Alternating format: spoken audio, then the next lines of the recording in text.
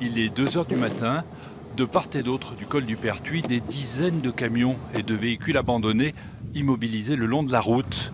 Beaucoup de poids lourds de plus de 7,5 tonnes et des voitures non équipées de pneus hiver qui n'auraient pas dû circuler.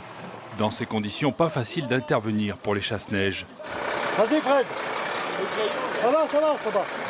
La difficulté, c'est la neige qui a pas cessé de tomber, quoi.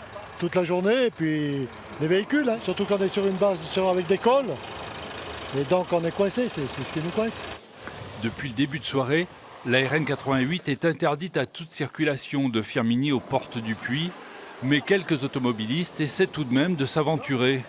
Ce chauffeur de taxi est parti de Saint-Étienne lundi, vers midi, plus de 14 heures pour faire 50 km. Son collègue lui a apporté des chaussettes à neige pour continuer sa route. Ça a été une vraie catastrophe. Vraie catastrophe, des camions en travers de partout, des voitures qui ne montent pas. On n'a pas vu de sèche-neige avant 19 heures. C'est comme ça. Entre le Puy-en-Velay et Saint-Étienne, plusieurs centaines de naufragés de la route. Certains dorment dans leur voiture. Ils n'arrivent pas à dégager parce qu'il y a les camions sont bloqués et on verra. Hein. Voilà, on attend.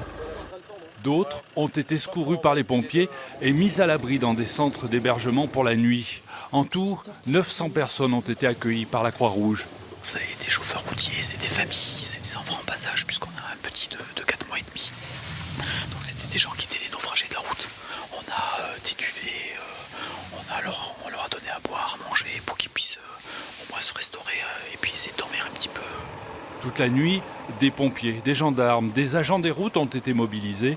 Cette neige pourtant annoncée a surpris beaucoup de monde.